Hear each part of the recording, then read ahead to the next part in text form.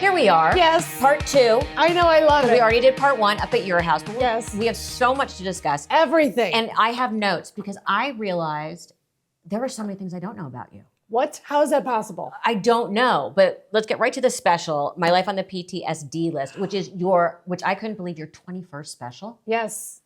I have the record for more stand-up specials than any comedian, male or female, living or dead, because, and I get really braggy and annoying about it, because I want the young ladies to know coming up, when you're a female in this business, you have to work 10 times harder, jump 10 times higher. That's the way it was. It's still like that. I stand by it. Yeah, but that's an absurd amount of material. I am prolific. Yeah, I'm not saying I'm a genius, but I am the Taylor Swift of stand-up comedy. Exactly. You are prolific. Absolutely. That was the what I drew. Okay. The interesting thing is you actually go there on this special for real. You talk about the photo. Yep, the famous Trump decapitated head photo, which got me into a lot of trouble. Which we're going to talk about. The divorce, which we know about. Which laid me out. I know. We're going to get the cancer, which was not fun. I have half a lung, you guys. Well, you're doing great. Half a lung. You know what? My mother had a friend that when she had to have a hysterectomy, she made them weigh it so she knew what weight she actually lost. Oh, it's such a good diet. Isn't it? So I'm going to say, I had a hysterectomy as well, so I think I took off at least 3 to 5 pounds. Yeah. So, which is why I can fit into these jeans. Which so I look great. highly recommend just having a hysterectomy, even if you're a man. Just have one. I think it makes weight loss, but she wanted to make sure that she knew what her actual weight was, not the fake weight. It's the new gastric bypass. I like that. But you hit on a couple things that we didn't know about. You talked about addiction and you talked about suicide, or attempted suicide. Why those two topics that you had kept very private in the past few years in the press? Because I think there's something in the air now where people are willing to talk about this stuff. And I talk about suicidal ideation, which I still struggle with. I get down in the dumps, as my mom used to say. And I feel so strongly that I'm not the only one, because the world is so crazy right now. We're so divided, which I hate. And it gets in my head. And then I got addicted to prescription pills, which I'm not proud of, but it is sort of funny that I got addicted at the age of 57. I would say you were late to the party. Late to the party. Think about if you had. I should have been with Lohan and Paris Hilton and Britney and if you had those girls. I was going to say you missed the fun time. Yes. I mean, better late than never. But I guess so. And so I'm 64 now. Oh, I turned 65 in a couple of weeks, and I can't wait for the discounts. Oh, that's right. I'm very excited about the discounts. Have you gotten the card yet? No. Oh, that's going to be apparently you get a card. I don't know, but apparently you get a card. I want a card. And my mom was so excited because you could go to the movies for cheap. That's what I want. Yes. And I want to see that new Kanye documentary, which I hear is insane. Isn't that streaming or is it only in theaters? It's only in theaters now, but it'll probably be streaming. Now, I used to live next door to Kim and Kanye. Oh, that's right, you did. At the height of their Kim and Kanye. They had 2 kids then. Yep.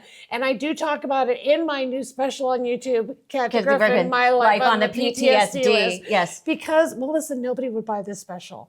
I peddled, I was like, as your mother would say, like a dog.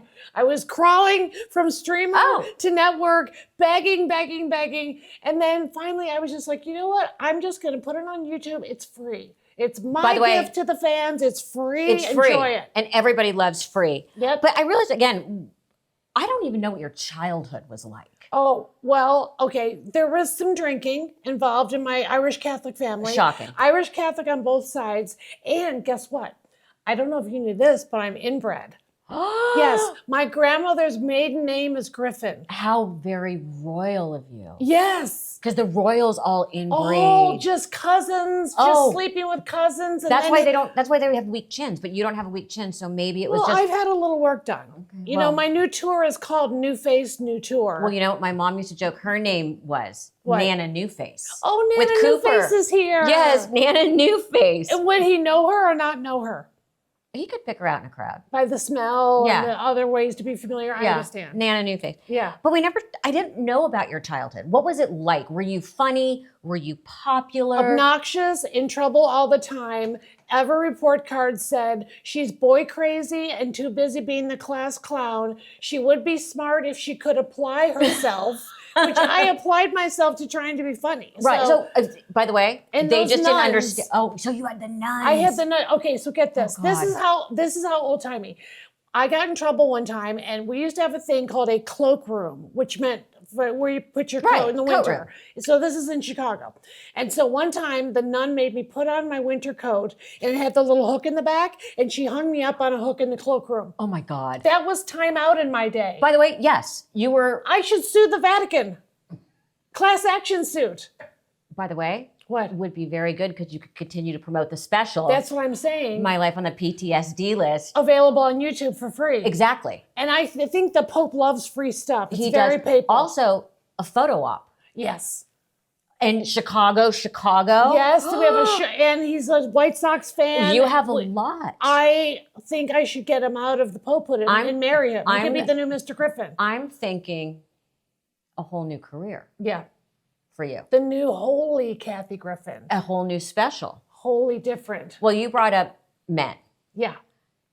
You don't have a good picker. I had a terrible picker. It's so broken, okay. Melissa. But it took me a long time to realize how fucked up my choices were. How did you realize your picker was broken, and what did you do to straighten it out and fix it up? Well, I've written a bunch of checks. Yes. So, and we talked about that. Yes. And checks too. I realized that my last relationship really broke me. Yeah.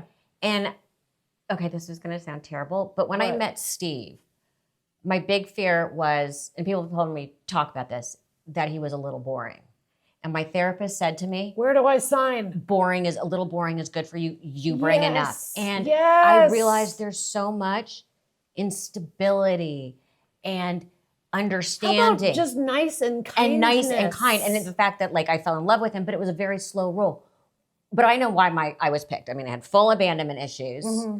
I believed I could fix people Yeah. because clearly I could.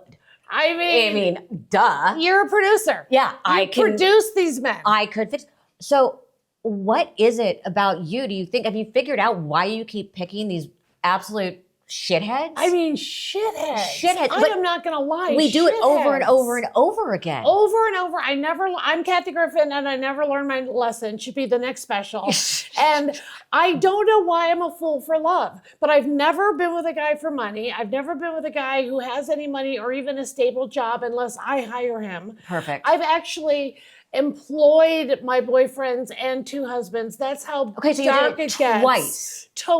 Twice. So the first one, disaster. I was absolutely madly in love with him. And I remember the first one. You were beyond. I was done. I was like, I found him. He's Yeah. great. He's smart. You would look at him and little stars would appear. Embezzled from me. I remember. Like, oh, the feeling, the trust is gone. Yeah, I remember the phone calls with my mom going, Yeah. he stole my money. Oh my gosh. And like in the dark of night he would do it. Like Right. it was crazy. He would take remember in the days of ATM cards? Yes. He would take my ATM cards because I gave him the password. Of course you did. Because if we're out doing errands together, I'd pull over to the machine. I'd say, "Can you grab me some cash?" So when I was here's the asleep- card. You have here's your the own card. version. You're my husband. Yeah. So he would take the 2 cards and then he would go to the ATM machine and take out the max from each card for years before he got caught. Years I didn't know. And I was just sleeping at home because I had done a gig the night before and I was so professionally focused that and also it just wouldn't occur to me Why to would someone steal. do that? So I didn't think it would occur to him. And it was just, the trust was crushed. Yeah. So that damaged me, I think. Then when the next one came along, I was already so broken myself. That you believe. I didn't recognize another broken person. And I'm alleging he's broken. I'm not saying that. Let's not get sued. No. But rough. I mean, the last one, he could be the sweetest guy on the planet, and he could be not so sweet. And it chipped away at me. And you were also together during a very hard time in your life. Yes, I was canceled because of the Trump Right. picture. I got lung cancer even though I never smoked. Half a lung taken out. I got injured during the lung surgery. You lost your mom. Lost my mom who we both get it. We get it. We got it. I never got to have a proper memorial for my mom. Because it was during COVID. It was during COVID. And COVID. And then I lost my voice. I now have an implant in my left vocal cord. Like, it's just been one thing after another. So I will say, though. So you were beyond vulnerable. Yes. Vulnerable. This is my bad. I made him my tour manager. So okay, wait. I know. So now you've employed two. Both of them. Why? Because I don't so learn. smart. I'm just thinking about the next joke. I'm focused on what's the next funny story, what's the next gig. Oh, Red Bank, New Jersey, gotta sell tickets. Right. Sell. Do press. Do the college newspaper. Do the local TV show. I know. The hamster wheel. I know. You know the hamster wheel. Yes. And the fear that if you don't say yes, it's all over. I'm from that era where you said yes to everything. The nice thing is it's gone from my mother to me, which I know isn't healthy. Yes. I lay in bed at night and go, I know this isn't healthy, yet I continue to do it. Right. So we have the awareness that our moms didn't, but we still have it in us. It's innate. It's fear. And just FYI, it's fear. To give my mom a break, my mom, get this is an Irish Catholic thing. She was the youngest of 16. Take that in as a mom. 16 children. So she didn't know how to be a mother. She didn't know how to be a human. Yeah. And my grandfather, fuck him. Yeah. What was he thinking? Because, Catholic, no birth control. Also, no discussing anything. No. Nothing Everything's happened. normal. Yes. Everything's normal here. Yes. Drinky. Right. It hasn't happened. And so my parents being crazy and needing the box of wine, after a while, I just gave them the box of wine. One year, what my mother asked for Christmas? A corkscrew? Hennessy. Is she a rapper? I mean, what does that even mean? Give me Hennessy. So I got her some Hennessy. Made sense. It's what she wanted. She wasn't driving anymore. She was harmless, so I got her Hennessy. But let's talk about grief. Oh, it's a killer. It's a killer. How did you start to move forward? Because I went through it with my dad. How I got through it was I didn't have a choice. You just had to go forward. I was, 18 years old. Yeah. In school, not getting along with my mother. Were you able to keep your grades up? Did you use school to focus, or did the grades slide? Let's just say they weren't great. Okay. But I made, again, but you didn't drop out. But I made very bad decisions. I dated someone incredibly toxic. Yeah, I because remember that. My dad killed himself, so clearly I could save someone. Yeah. You know what I mean? I know where these issues come from. I'm still mad at that guy you dated. Oh, I'm still mad at so many of them. There's one that I would literally speed up. I would take him out for you. I would just speed one up. call, and I would call a guy. Now, I always wonder, would I just tap them as a warning, or would I actually let them hit the windshield? I say let him hit the windshield. See, I'm more of a tap because I like the fear. I'm big into not necessarily doing it. You're more of a serial killer. I am. And I'm more of an impulse killer. Right. I'm more of, I want the ongoing fear. Got it. And that's how I it's kind of like a Batman villain. Yes, where but that's you want to also, hear their last wishes. But that's why my relationship now works. He just has that little bit of fear. Healthy. That I could lose my shit at any minute. Yes. And that was also my parenting trick. Little oh shit, this isn't going to be good. Because I used to say to him, you better think very carefully about the next thing that's going to come out of your mouth. I know. And now that Cooper is 4. Yes. So when I saw him, I still can't get over. He's like an adult. Grew up. Yeah. Because I just think of him as little, and I think of the birthday parties, and I think of your mother talking about it. Do you know what a big deal it was when he turned 5, and now he's a grown-up. Do you know what came back to haunt me? What? Was I used to say to him, I can sell you on eBay. That's terrible. And he threw that in my face a couple weeks ago. That wasn't funny. I'm like, yeah, it was. He was like, that could have messed me up. I go, of course. But I said to him, clearly I didn't, because if I had done my job properly, you never would have moved out. Right. If I messed you up just a touch, you would never love anybody more than mommy and never want to leave lived with you? Of course I do. He's my baby. Oh my God, you're one of those helicopter. No, it's because he's my only child. Yeah. It's just him and me. Why do you think you didn't have more? I wanted to, but I didn't. My ex-husband and I separated when Cooper was 9 months old. And then I thought about it a couple times. It must have been so hard to have a baby. Well, especially because I had to share him. like a little baby. But I had to share them, and I didn't want to share. Oh No. How did you handle seeing your ex? Like It wasn't seeing God I my don't have ex. kids. It was seeing his second wife holding my baby. Okay, I don't know how women do that. I didn't handle it well. Let's just no. leave it at I didn't. Okay. I did a lot of that's gotta be behavior hard. that I'm not super proud of. Yeah. And then they had a child, so Cooper has a As half the wife sister. of the Pope, I'm absolving you. I appreciate that, especially as a Jew. Mm-hmm. So when all of this went down, and you basically are living in your hell, and I know this with my mom. Yeah. How did you deal with the first time you got on stage? Because my mother dealt with it by talking about the suicide head on That's what I did. and saying to people, "We all know what happened My first to show me." back, I talked about becoming addicted to pills, making it comedic because I was 57, and my first AA meeting when everybody else is like 19 or whatever, and then talking about the suicide attempt because I literally tried. I was so messed up on drugs. I tried to squish myself into a vase and then roll myself into the pool. How big was it? It Like was a 2,000-pound vase. I couldn't so even one of those climb cement on the, things. Yes, it was like an outdoor planter. It was a giant outdoor planter. And by the way, very nice. I was have going to nothing say, against the you vase. we're going to get to. You have amazing taste and are like an architecture freak. I'm an architecture freak. By the way, I've been wanting to be an Archie-Digest, but they keep saying you're too D-list because I'm so tacky. But you know what? But you're actually PTSD list. Thank you. We talk Which about is that on your new YouTube special. on Yes. YouTube for free. Yes.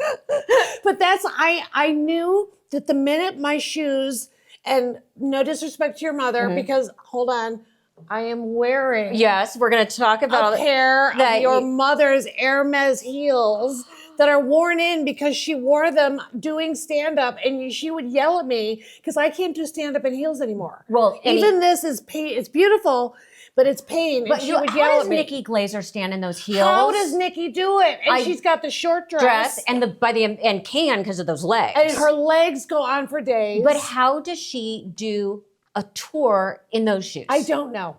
Schumer did it for a long time. She gave it up. And I did it for a while. My mom did it to the bitter end. To the bitter end. But the heels did get lower.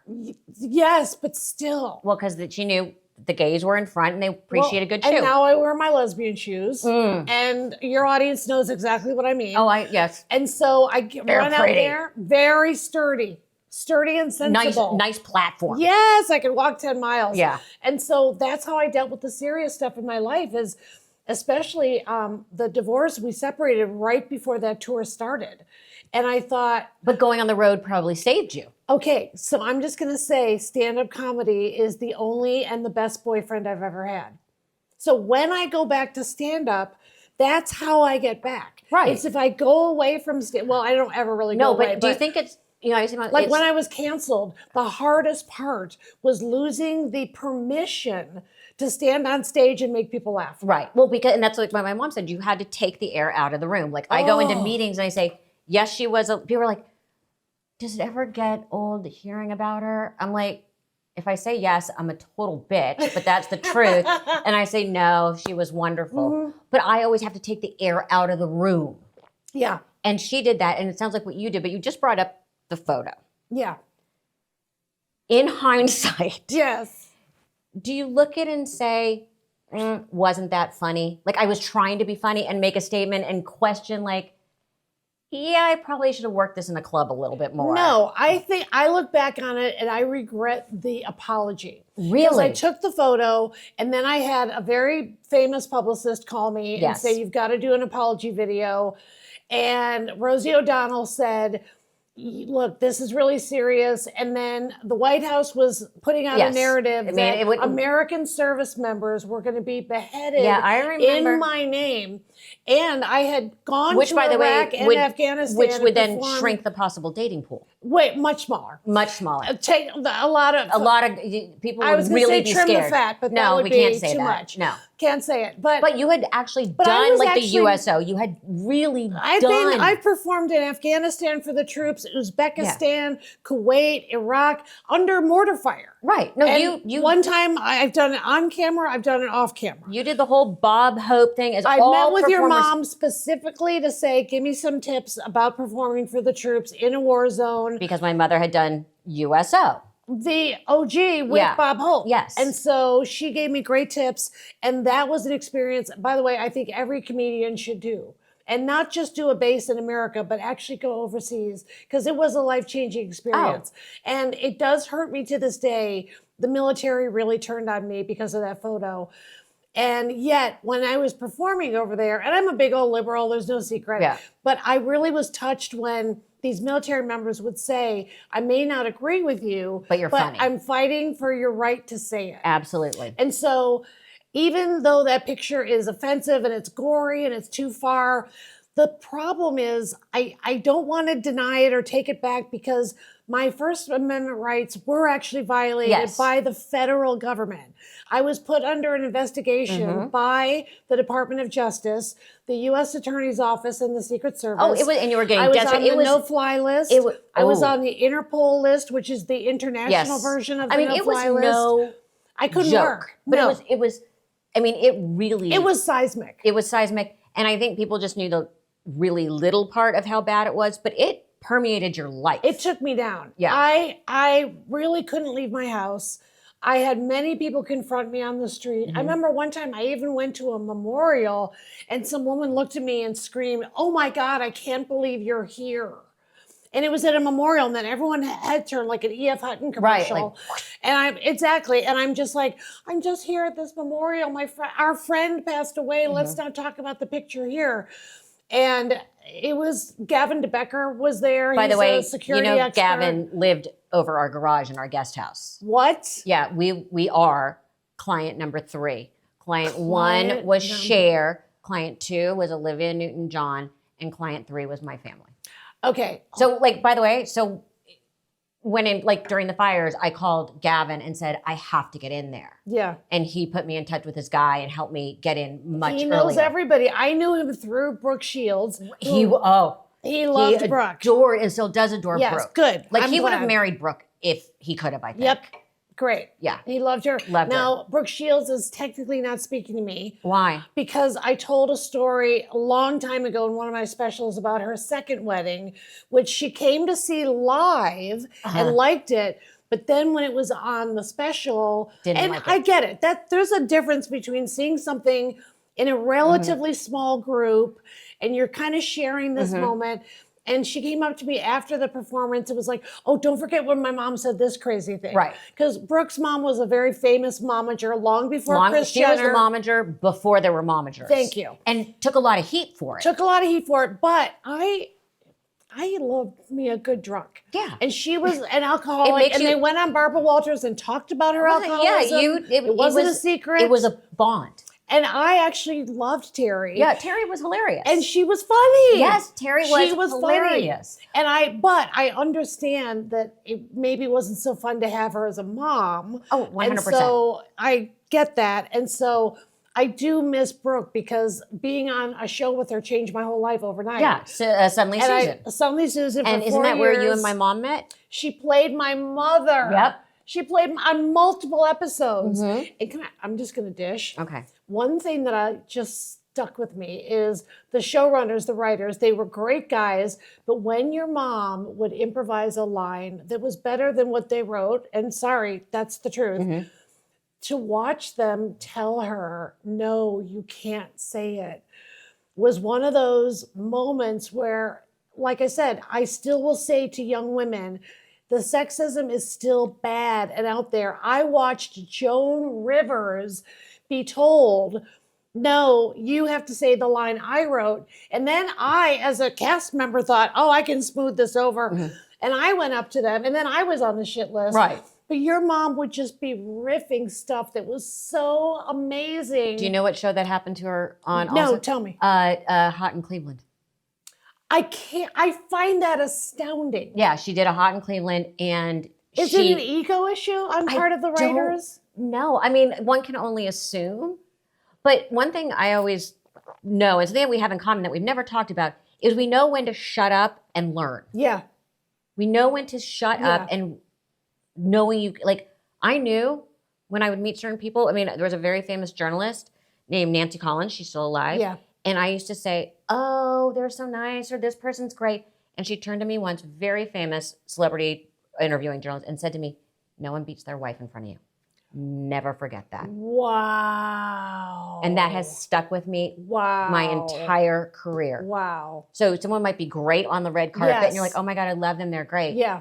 No one beats their wife in front of you. No. Isn't that a great line? I mean, except Mel Gibson. Well, but that's public. But you know what? Public. That's part of the persona. Yes. That's part of the persona. That's part of the attraction. Do you know what I've never told you? What? One thing I struggled with your mom is I sometimes found it difficult to work with her because I was such a fan that if we would be in a scene together, I would kind of leave my body because I was still going like, I'm this girl from Illinois. Right. And now Joan Rivers is playing my mom. Like, get it together, Griffin. You're on camera.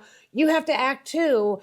But when you say shut up and listen, when we would have our dinners, I don't know if I told you this, but the last dinner that we had together, I actually had to say to her, I don't want you to bring any of your gay friends because they're going to monopolize you. And I Wait, want was that you when you all guys to went myself. to Cher's? No. When no one, no, but the deal was no one in hair and makeup. Nobody had and to have you and my makeup. mom ate, and Cher decided to fast and wasn't eating. Exactly. Yeah. So I'm going to Cher's one night. I also have not seen Cher since the Trump head picture, which is very hurtful to me, but I also understand it. It's a very controversial thing. I get it. But I did really enjoy her company very much. But I love the fact my mom came home and said, we felt so bad because we were eating and she was fasting, and Kathy and I were just like, Nobu. Yeah. She ordered everything Nobu. on the Nobu menu. And she said, you two were just like, oh my God, I'm such a fat pig for and eating that this. was an out-of-body experience because I almost didn't want to participate in the convo because I'm watching your mom and Cher talk about everything from the variety shows back in the day to Billy Samuth. Oh God. I mean, there was a manager that they both had, and that was a very troubled relationship. with A very him. troubled relationship with me. Okay, so what they were talking about was how to deal with a man in the business who's actually really charming and makes you laugh a lot, but ultimately, I think Cher took him to court. Yes, she did. Yeah. So we're not trying to slander anybody. No, but he's passed away, and he was. And you can't defame the dead. No, but he was horrible to my mother. Publicly said things about me that were just outrageous. What was that about? And then my mother dies. He doesn't say anything nice, and then right before he died, he calls me for absolution. I can't. And I just was like, the layers. I don't care. And then people start calling, oh my God, are you okay? Are you okay that he died? I'm like, yeah. Yeah. Yeah, I have no connection to this person. I've only had negative experiences. But yet he was such a huge part of my childhood, and we had good experiences. But why are you coming to me He kind of broke your mom's heart. Yes, he did. And even Cher was saying he did. broke her heart too because they really liked him. It was family. We would go on as vacation a family together. member. Then he betrayed them. Yes, which was his own problems. But don't call me. No. First of all, you haven't talked to me in however many years, but don't call you for absolution. What do you want me to say to you? Right. You broke my mother's heart. Yeah. And I'm supposed to say it's okay. The truth. It isn't okay. No. And that's what we do. We speak the truth. Exactly. Speaking of truth. Yes. What do you miss about your relationship with your mother the most? I miss when... Because that's always a hard question for me. Okay. Whenever I would go to an award show or be presenting or be nominated or whatever, I would go to my mom, still in the ball gown, still in the full hair and makeup. Full kabuki. Full kabuki, and tell her everything about who was naughty and who was nice. Mm-hmm. I'd say, Mom, you're not going to believe it. Helen Mirren came up to me and she knew my name. Right. She said, hi, Kathy. And you're not going to believe it, but this person was an asshole and they said this. And this person got mad at me and confronted me and said, don't ever put me in your act. Right. And she would love The that. whole download the whole evening. Download the whole evening. And I actually have one painting that was a fan painting, which was really special. And it was from a picture I posted of me in the dress on my mom's bed. She, of course, was in the muumuu and may have had some wine. I was going to say, and there was some $2 chuck involved.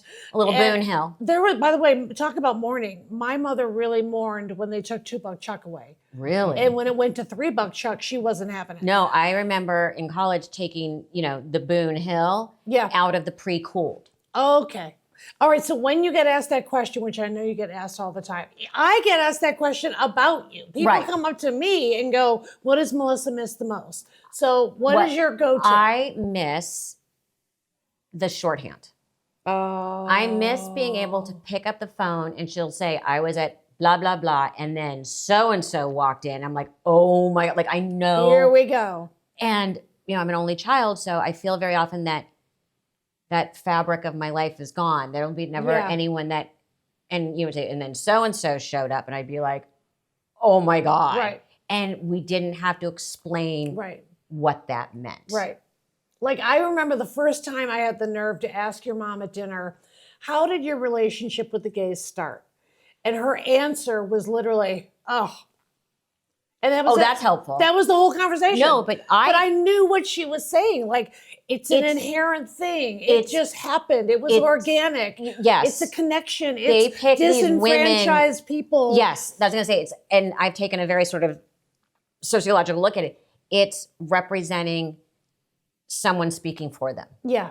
And by the way, when I say the gays, the young gays get mad at me because they go, don't put us in a box. I mean the LGBT community. Plus community. Yes. But when your mom and I were doing stand-up, the word wasn't gay. No. It was FAG. Yes. And every comic used that word like it was nothing. Mm-hmm. So when I would go out and start my show with, where are my gays? Which was your big line. It was like a welcoming. I remember. This is a safe space. You would be like, where are my gays? Like the whole, and they would all. But when your mom just answered by going like, oh. Yeah. Like I was like, okay. I hear the whole paragraph. I hear the whole essay. Right. Okay. So we're talking moms. Yes. So let me just roll back for a sec. Okay. We had some issues and people keep asking me. Yeah.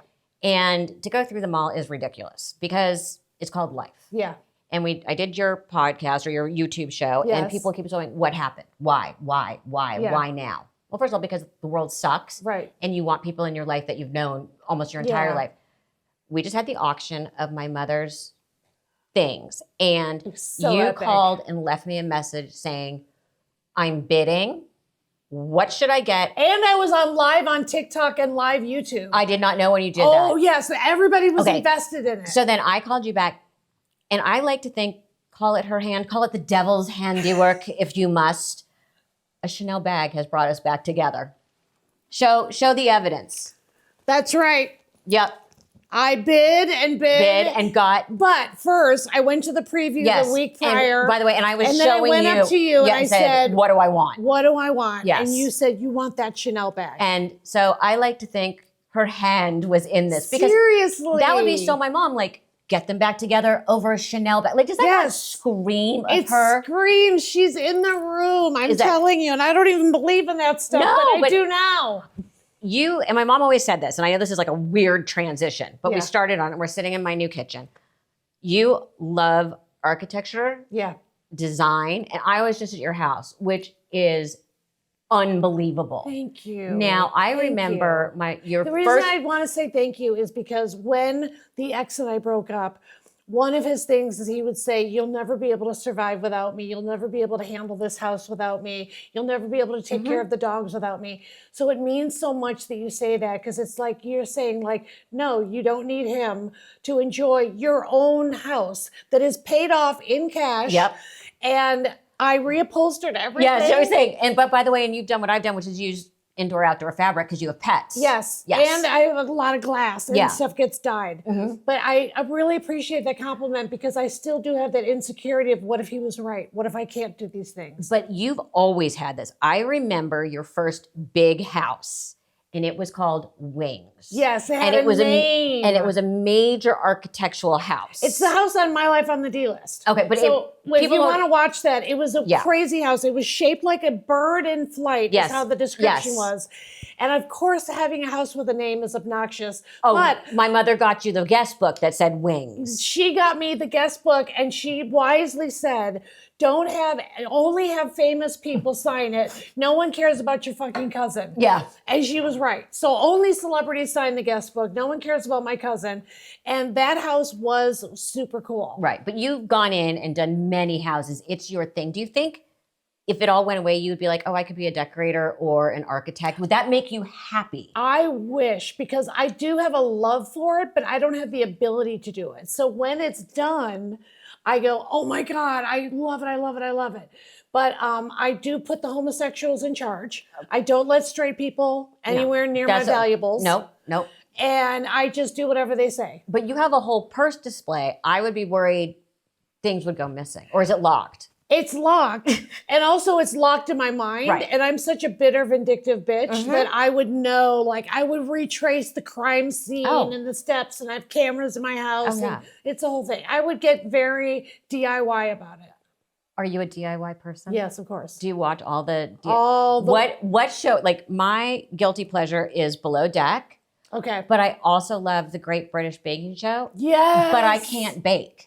Neither. But I feel like... but I've seen every episode. And I worry. And I worry. I would kill to be on that show, but I know I've become too controversial. But no, they I do love do the comedians that are on that but show. But they also do a celebrity version here in the U.S. because we're not nice enough as a society. Jesse Tyler Ferguson did it. Right, but we're not nice enough as a society to only compete for a cake plate. No. Like, I couldn't do it because I can barely turn on my oven. Yeah, I can't boil water. No, I can do that.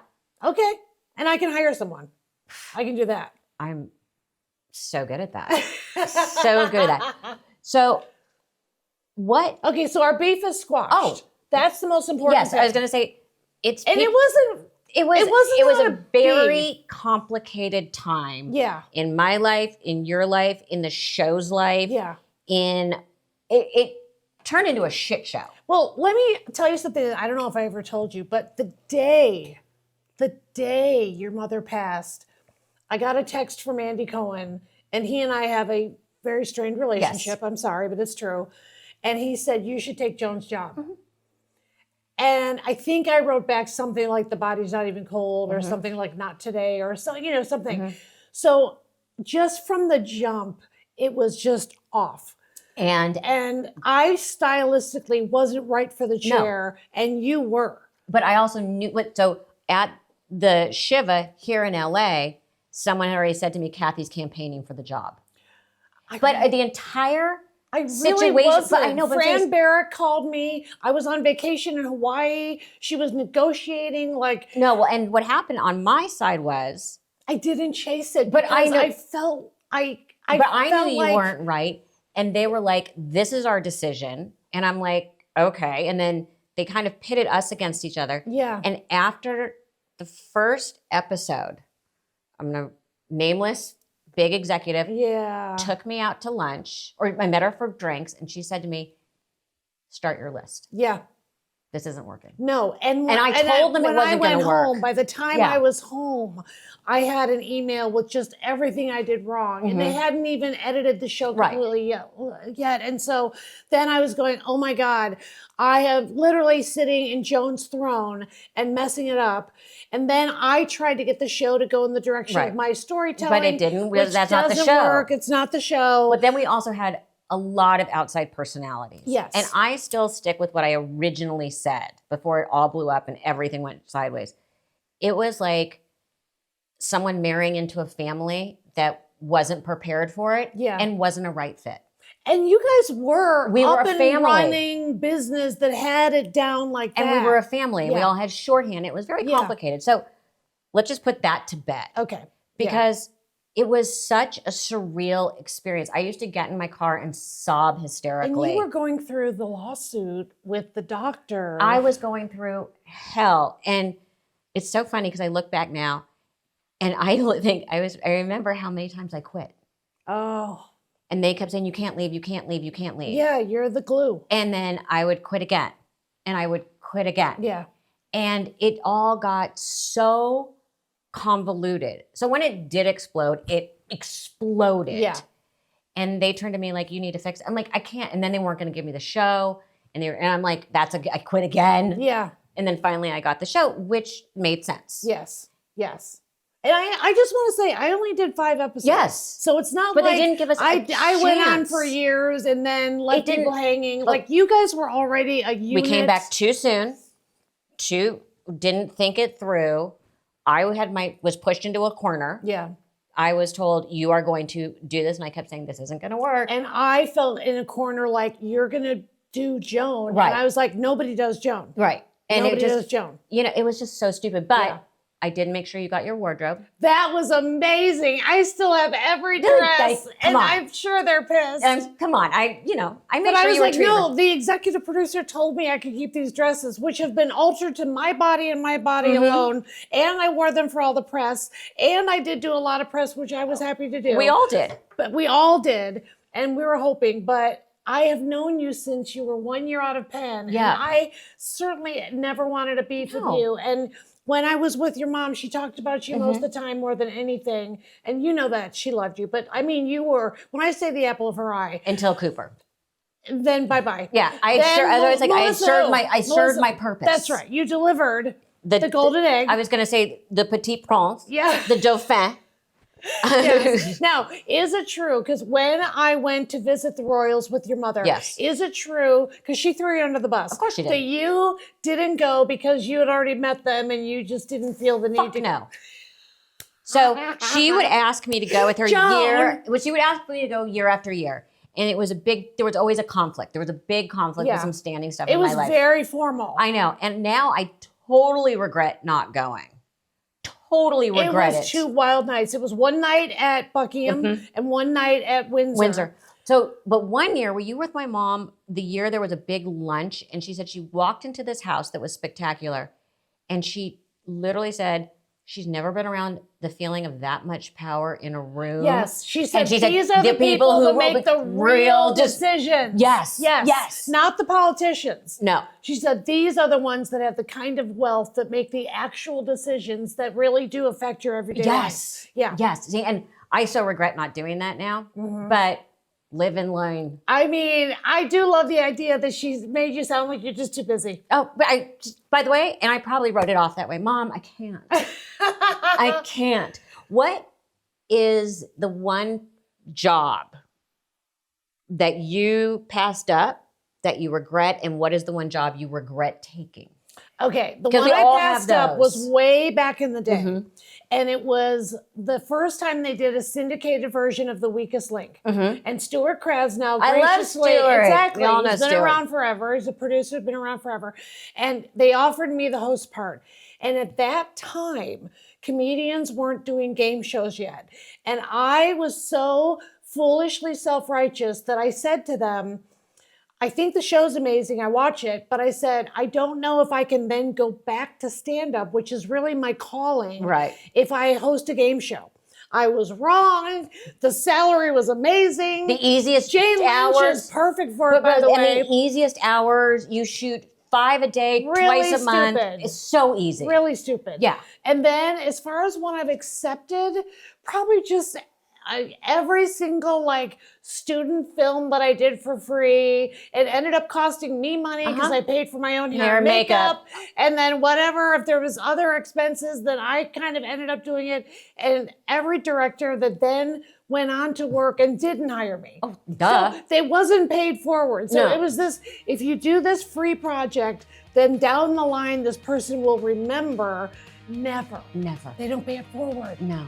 But we picked But this I did business. 'em. I Kathy, know. I love you. I I'm love so you glad so we're much. here. I know, me too.